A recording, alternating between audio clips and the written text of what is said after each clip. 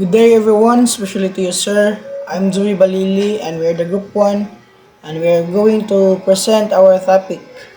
And our topic is all about human resource management and business ethics. Human resource management or HRM is the process of managing people in an organization so they can work effectively and help achieve business goals.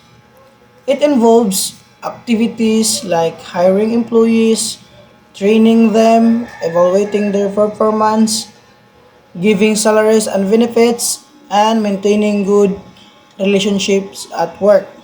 So, ang human resource management ay is ang ilahang work is mag-manage og mga employees sud sa organization.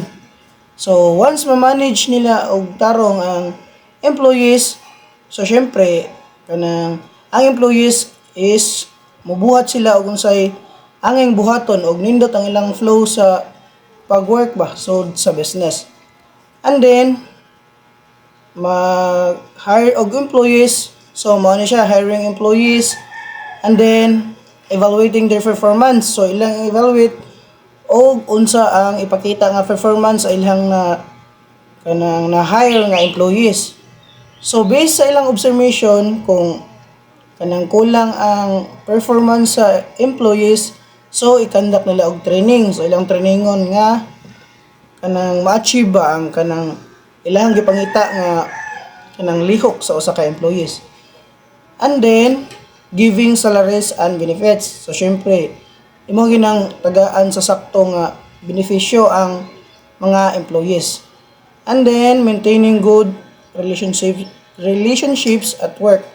So para nindot ang kanang flow sa usa ka organization is i-maintain ang good relationship sa employees para nga ang employees is kanang mulihok ganado mulihok ba kay nindot ang paghandle sa ilaha. So let's proceed to the business ethics. So what is business ethics, Manday everyone? So business ethics refers to the principles and standards that guide behavior in the world of business.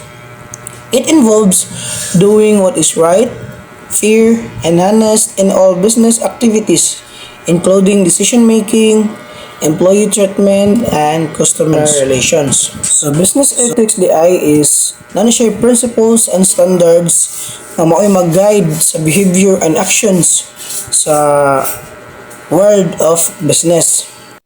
It involves doing what is right, so pagbuhat og sakto nga angay ikalambo sa usa ka business. And then fair, so paglihok og patas or pagbuhat og patas without discrimination sa imong coworkers or employees. And then honest in all business activities, so pabilin nga kanang matinud-anon. Dayon decision making, so ari diri mag decision o kanang unsay mga plano angay nga ikalambo sa usa ka negosyo. And then employee treatment, so kani diri is mao ni siya pinaka-importante. So dapat ang pag-treat sa usa ka employee is kanang i-treat nimo siya as kanang fair or kanang nindot ang imong pag-treat sa usa ka employee kay para molihok siya og sakto nga kanang makatabang siya og kanang nindot para sa imong negosyo. So and then ang customer relations, so mao ni siya ang pinaka-importante sa usa ka business kay ari diri mapagawas ang imong talent kung unsaon nimo pag-communicate ang imong customer or unsaon nimo pag-handle ang imong customer. Ari diri mapagawas ang imong mga tinaguan nga mga sekreto ba kung kanang unsaon nimo pag-convince ang usa ka customer nga kanang mahimong kanang mopalit gid siya sa imong product ba. So ara nimo tagaan nimo diha mga atik-atik nimo diha nga maka-convince sa imong customer. In simple terms, HRM is all about managing employees, while business ethics is about making sure those employees and everyone involved are treated fairly and responsibly. Good day everyone, I am Mark Leopard Manso and I'm here to discuss my topic about shareholders versus stakeholders perspective. Shareholders perspective focuses on maximizing profit for owners or investors. The main goal is financial return. So ang kanilang kanang as a shareholder ko no, yung pananaw sa kumpanya mo ra kag tagiya nga ga-invest ka og kwarta ba.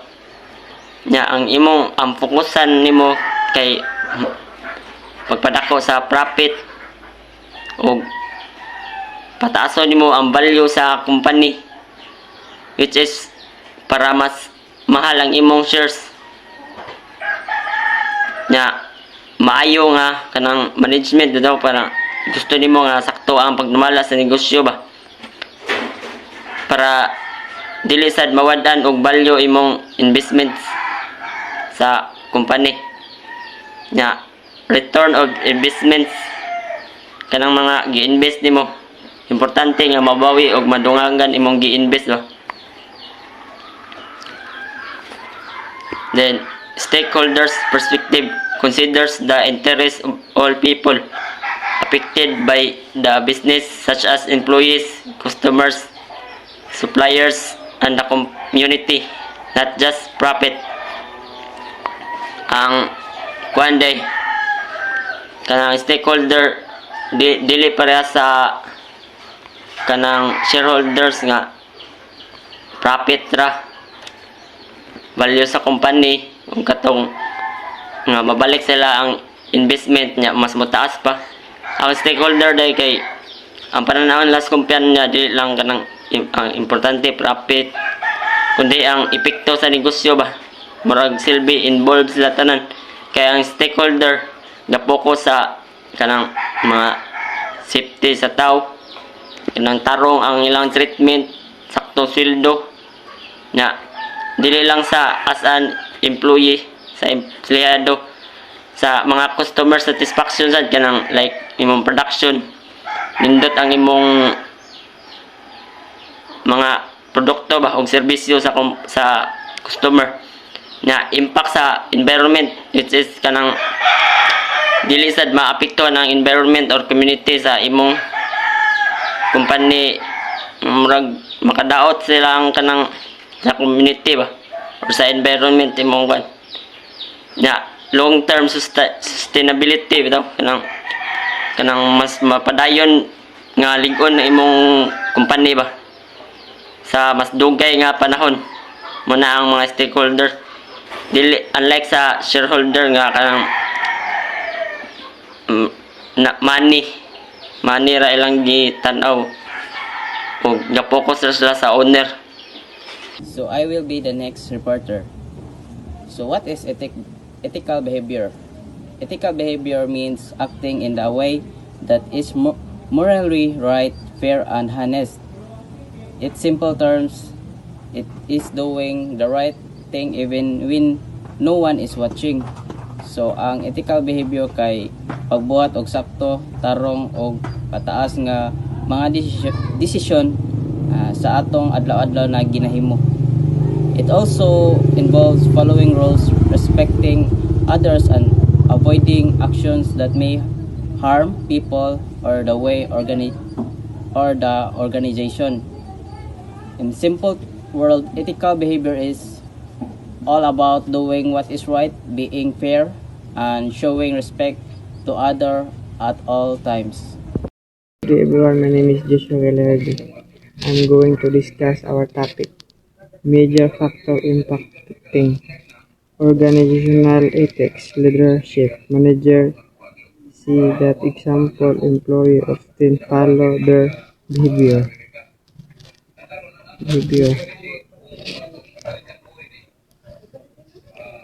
Kini mao ang shared values of leaders mo in set example sa workplace.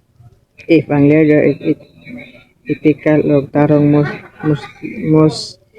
mustically sundon sad ang employee ila sabi na sa ilang behavior, kung unsa ang buhat sa boss, mao sad ang sundon sa staff.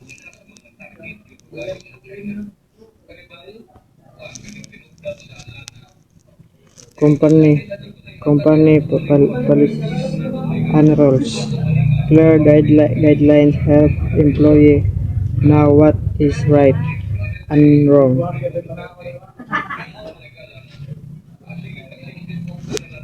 Ang klaro nga policies ug rules makatabang sa employee, masabtan kung unsa ang sakto ug sayop. Kung way klaro ang guidelines, mahimong maglibog ang worker sa ilang desisyon.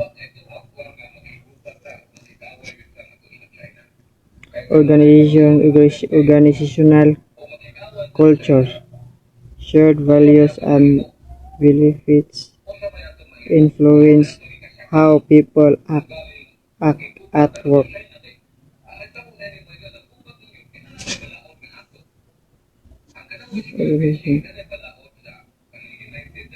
Kini mao ang shared values sa benefits sa kumpanya. Kung positive ang culture, honest respect mas ma-influence ang employee nga magbuhat pud og maayo. Kung maayo ang culture, maayo pud ang batasan sa mga tao. Law and regulation, legal requirement guide ethical standard. Ang mga balaod nga nag-guide sa companies usa nga ethical o legal ang buhaton sa kinahanglan sundon ang organizational ang roles and gobyerno para malikayan ang problema.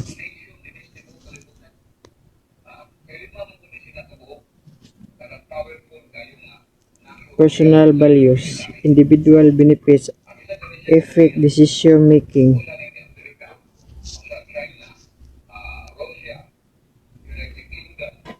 Ang personal benefits sa usa ka tawo makapekto sa iyang desisyon bisan unsa pa ang role sa kumpanya. Kung dili strong ang values sa employee, possible gyapon siya nga makabuhat og sayop.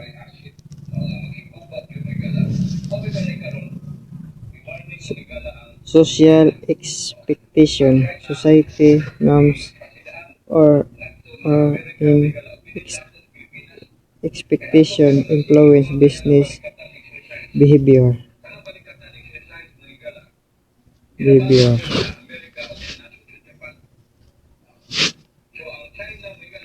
Ang society or community adunay expectation kung unsa ang sakto nga behavior. Ang negosyo kinahanglan mo follow ani para ma-maintain ang good reputation. Importante nga ang business moangay sa expectation sa society. That's all. Thank you. Hello everyone, my name is Jimson Naraha. My topic is employee benefits. Employee benefits are additional rewards given to workers aside from their basic salary. This can include health, insurance, leave, bonuses, and retirement plans. So, ang employee benefits is first is ang common examples of employees benefits. First is health and medical benefits, health insurance and HMO coverage. Second, medical and dental checkups. Third, medicine allowance, sick leave and benefits. Second is leave and time off. Example, vacation leave, sick leave, maternity and paternity leave, emergency leave, holidays or regular and special. Third, financial and monetary benefits. 13-month pay, bonuses, performance bonus, and Christmas bonus. Overtime pay, service incentive, and fourth is security and future plans, retirement plan or pension. Second, life insurance. Third, provident funds. Fourth is GSIS or SSS, PhilHealth, Pag-ibig, and contributions. Other, training and career development. Second, company events and team building. Fourth, discount on company products and services. Flexible work schedules. Ang purpose of giving benefits is to attract and keep good employees, to show that the company cares about the staff welfare. So, third is to motivate employees to work better, to comply with labor laws regulation. So, ang kaning employee benefits is kanang mo'y muhatag sa mga og sa usa ka company, muhatag sila benefits sa usa ka kanang sa katao. So, kung motrabaho ka sa kumpanya, nagi kay benefits, or depende sa company nga mo require sila. Na may ubang company nga dili jud sila mo hatag, or kung mo leave ka dapat kay kanang medical baron. Same sa ako sa una is kanang ka-leave ko, pero kung hilantan kailangan gid og medical certificate gikan sa clinic. Mo to. Thank you. My name is Kyle Emil Ogsimar, BIT 83B. Benefits and motivation. Benefits help motivate employees by making them feel valued and secure. When employees receive good benefits, they are more satisfied, productive, and loyal to the company. Example, health insurance. A company provides free or discounted health insurance. Employees feel secure because their medical needs are covered, so they focus better on work and stay longer with the company. Hi everyone, my name is Marcos Sebastian. I'm league supporter. Reasons for granting benefits: to attract skilled workers. Kung maayo og daghan ng benefits nga ihatag sa usa ka kumpanya, mas ganahan ang mga mayong og eksperyensyado mga tao nga apply og ma-appeal sa ilang kumpanya. To retain employees, o kontento ang mga trabahante sa ilang nadawat nga benefits. Dili sila mangita og laing trabaho o mo-resign, magpabilin sila og magpadayon sa pagtrabaho dito. To improve job satisfaction, mas malipayon og komportable ang mga empleyado kung feel nila nga giatiman og gibilan sila lagi sa benefits. Mas maayo ang ilang mood og panaw sa ilang trabaho. To increase productivity, kung kontento og walay labad sa ulo ang mga trabahante, mas ganahan sila mo trabaho og mas paspas og dindot ang ilang nahimo. Naa sila yung motivation nga maghatag og labing maayo nga serbisyo. To comply with legal requirements, need ni pinagi sa balaod, kinahanglan ihatag sa kumpanya ang mga benefits sama sa SSS, PhilHealth, Pag-ibig, ug uban pa, para di sila magsakahan og kaso sa gobyerno. Good day everyone, I am Jack B. Sarsalejo. and I'm going to discuss the types of employee benefits and managing the benefits program. Type of employee benefits. First kay mandatory benefits required by law. Mao ang mga benefits nga kinahanglan jud ihatag sa kumpanya tungod kay gimando sa balaod sa Pilipinas. Example, social security, healthcare, paid leave, dili ni pabor lang kundi tungod isip usa ka empleyado. Nya, voluntary benefits give the company choice. Mao ang mga extra perks o pahalipay nga ihatag sa kumpanya sa ilang mga employees gawas sa mandatory benefits nga gi-required sa balaod sama sa SSS, PhilHealth o pag-ibig. Sa example, bonus, allowance, flexible work schedules. Nya, mandatory benefits mao ang mga direktang bayad nga madawat sa usa ka employee gawas sa iyang regular nga sweldo. Kini kasagaran ihatag isip ila sa mga agi sa trabaho o tabang sa inadlaw-adlaw nga kastuhanan. Example, incentives, compensation. Importante kini tungod kay makatabang ni sa paggaan sa mga bayronon og nagsilbi ning dakong motivation aron mas tarongon pa sa usa ka tawo nga iyang trabaho o negosyo. Next kay non-monetary benefits. Mao ang mga grasya o benefits gikan sa trabaho nga dili cash o kwarta. Example, training, recognition, career grow basin dili ni madawat isip cash.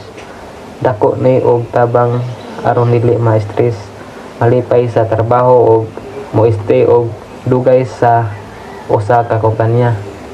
Nya, managing the benefits program. Managing benefits involve planning, organizing, and maintaining employee benefits effectively. This includes designing a fair benefits package, paghimo o pagpackage nga balance o madahinon para sa mga employee. Monitoring cost, magmonitor sa budget aron dili bugatan ang bulsa sa kumpanya. Next, ensuring legal compliance. Kini ang paglikay sa multa o kaso. Kinahanglan siguraduhon nga ang kumpanya mutuman sa mandatory benefits sama sa SSS, PhilHealth, pag-ibig o 13-month pay, labor law. Pagsugod sa mga balaod bahin sa paid credits, service incentive leave, maternity, paternity leave o uban pa. Next ay communicating benefits clearly to employees. Pagsabot sa mga employee aron mahitabo mahibaldo sila unsaon paggamit sa ilang benefits. Next ay regularly reviewing and improving the program. Mao ni ang pag-improve sa programa aron dili kini karaan nga magpabiling mapuslan. Daghang salamat.